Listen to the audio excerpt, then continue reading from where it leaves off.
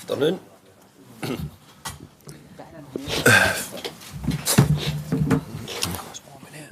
It's warm, isn't it? Okay, guys, same format as the last press we just did with Jared. James, do you want to kick us off? Yeah. Hi, David. How's the James. squad looking fitness-wise? We saw Kurt Zuma out there earlier. Yeah, he's a day back, so he's just started back really. He's just trying to see how his ankle is and how he's getting on. So hopefully he's making good progress. Too soon, obviously, tomorrow. Good chance that it's probably too soon, but we'll see how he feels tomorrow, and we'll make a decision on that. Yeah. And no new knocks? I don't think there's anything of too much note. I think everybody's a lot of tiredness, a lot of fatigue round every camp at the moment in the teams in the Premier League. But I think we're all okay. But to counter that fatigue, the win over United, that must have provided a real boost. Can that work to your advantage as we head into tomorrow's semi-final? Well, I don't know if it'll work to our advantage, but it'll certainly give us the confidence. We hope that we've been missing at times this season. But it was a great performance. The players played ever so well, and I'm hoping that we can back it up again. Sounds like morale's good anyway.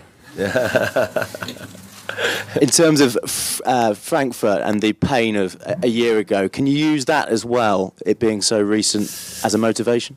I don't know if we can use it as a motivation, but I think we can hopefully use it as a learning tool, and maybe bits that we can probably pick from it, and look back at it on how the game went, and we were nearly enough chasing the game from minute one, real enough chasing the tie, I should say, from minute one. So hopefully we can pick up, we can be better than that. But overall, we played a really good opponent who went on to win that tournament. What would it mean to you to reach the first European final in 47 years? In my 47 years, no, not yours. I was wondering there. in the clubs. Yeah, it would be terrific. I think to reach any final for any team is a big thing. Everybody wants to try and be successful. It's very difficult to be a manager or at football clubs to be successful all the time. It's a hard thing. So we're trying. It was a great season last year, getting to the semi-final last year. We've done amazingly well to be in a semi-final just now. We're hoping that we can go one step further and make a final. Yep. Hello. Hi there. Hi. It's almost a career ago, but did you relive that night in Alkmaar the last couple of days?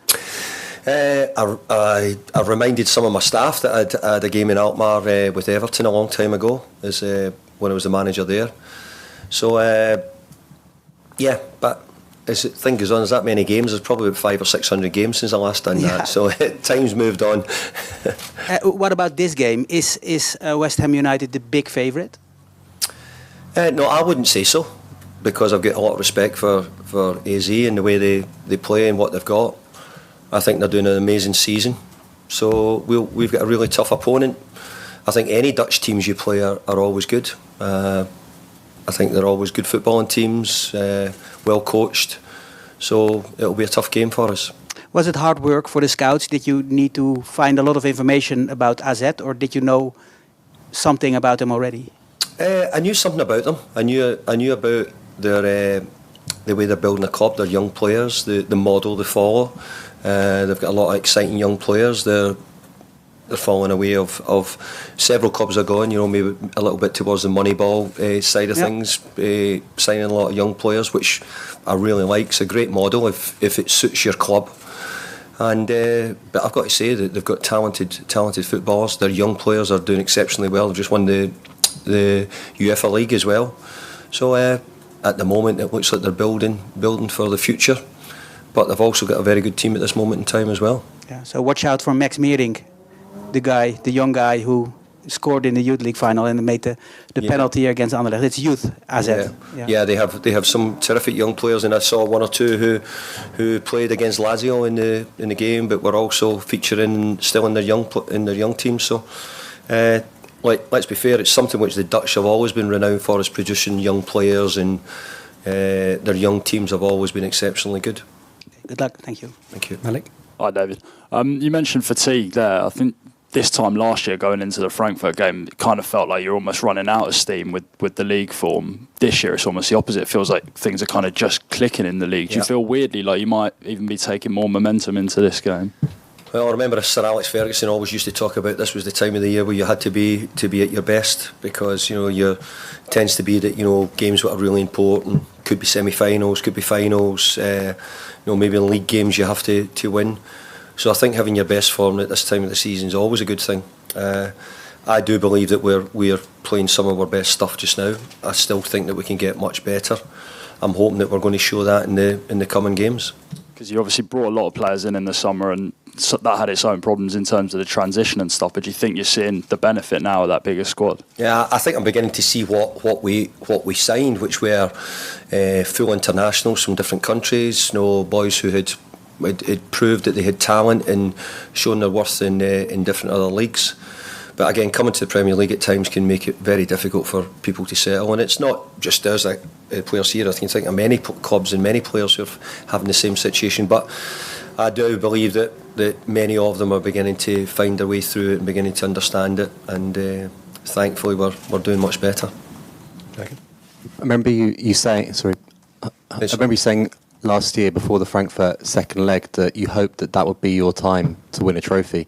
Is it a similar feeling for you this time, or has the experience of that just again hammered home to you how difficult it all is? It's certainly made me realise that it is. Every tournament you play in is incredibly difficult to get to a semi-final or a final.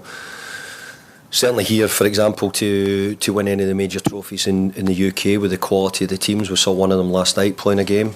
The standard of the football teams that you've got to beat. So I think what we've done in Europe last season in getting to the final, the teams we had to beat, we obviously lost to the winners of the competition in Eintracht Frankfurt. And I think this year again, our season been more difficult. I think this year's been an amazing achievement, and we know it's seen as a lower competition. But I think still to be at this stage is great for us. And I said before, you can't take European football for granted. Because every year, there's so many teams in the Premier League trying to get in that position. With us finishing 6th for the Europa League and last year 7th for the Conference League, no, that's no mean feat. And we know probably now it looks like is more than certainty we can only get to Europe through winning this competition. So it'd be great if we could try and do that again. Kieran? Alkmaar have averaged the youngest 11 in the Conference League this season. Do you sort of look at that and think, all right, that's not too bad, they're inexperienced, or do you look at it and think, or could be fearless sort of thing? I look at it from a good point. I look at it as a great model if you can get it to work. And I think that because their team's winning, they're doing well, they've got momentum in a really good division with super teams. I think that one of the questions said, you're going to the games as favourites. Well, yeah, maybe we will, but I've got to say we're going to come up against a team with young, hungry players who are playing really well at the moment. And we're going to have to try and use our experience, which undoubtedly we'll have more experience than maybe Alkmaar would have. But overall, that doesn't always get you all the results, but we have to try and use it and give ourselves the best advantage we can. Obviously, West Ham won the FA Youth Cup, Alkmaar won the UEFA League, and it's sort of two good football factories. And do you see that as the right way to go? Because these clubs can't afford to go and splash 100 mil. I've always said that, I think having your own players, there'll be some clubs do it differently. The model that we're talking about, AZ, is probably quite extreme in a way how they might choose their players. But I've always thought that bringing young players in, your own young players, is huge. And I've got to say, I think Holland as a country are probably one of the best at developing their own young players and giving them opportunities to play. Jordan? Hi, David. You'll sit here and say that you're focused on the semi, not the final. That's a way away. But players dream. Jared sat here and said that he dreams of scoring the winning goal, and you may secretly dream. Is that something you need to embrace, not hide away from? I don't think we've ever hidden away. I think I've always said, I want to get to the final. I want to take the team to the final if I can do so. But when you get to the semi-final, you've got another opponent. You want to show respect, and you want to give them that respect, because you have to be a good side to get to a semi-final. AZ have been shown how good they are and done it really well. They've beaten some big sides on the journey already. They had to put Anderlecht out. Prior to that, they had Lazio. So they've had some big games to get there. So I don't think them coming to us will be. They played at Ajax at the weekend. I don't think them coming to us will be a big fear for them. But do I want to get to a final? 100%, and we'll do everything we possibly can to do so. And do you think you'll actually be able to enjoy it properly? Because I think this season Europe has been used as a distraction maybe from the league, but now where you are in the league and you're in a good position, you can actually say we're going to focus on this for what it is, and that's a semi-final. Yeah, I think we can breathe a little more easier because of the great result we had at the weekend. And let's be fair, our results in Europe have been really good. You know, we've had a really good run. You know, positive results, scoring goals, winning away, winning at home. So we have to try and keep that going. And if we do that, then we've got a great chance of getting to the final. But again, we have an opponent which, at no time would I underestimate in any way. Mike? David, I appreciate you got to an FA Cup final with Everton. You got Everton into the top 4. But in the context of a difficult Premier League season this year, would it be your greatest achievement to get to a European final? I think it to get to a European final, it could be, yeah. I've been really fortunate. I got to quarter-final of the Champions League with Man United. Lost in penalty kicks in the quarter-final of the Europa League with Everton. Last season I was in a semi-final with West Ham, and this year we're in a semi-final again. So I want to try and take it that one step further. It'd be easier to say it than what it is just now if I could get to a final. And I refer back to probably the serial winner in Jose Mourinho.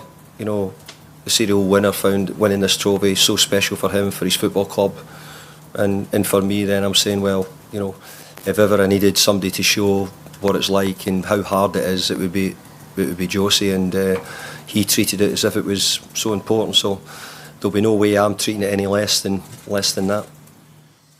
Barely a month ago, you walked across the pitch at Fulham after winning 1-0, and there was a Moyes out banner among the away fans. It's a good job that the board didn't take the banner's sort of advice on board, isn't it? There's a lot to be said for sticking with. A lot of the teams around you in the Premier League have changed coach, but West Ham have been loyal to you, and this is your way of repaying them, isn't it? Well, I think that the last 2 years, we've had a really successful seasons here at West Ham. In fact, I think they've been great seasons for West Ham. Obviously, we'd like to do better.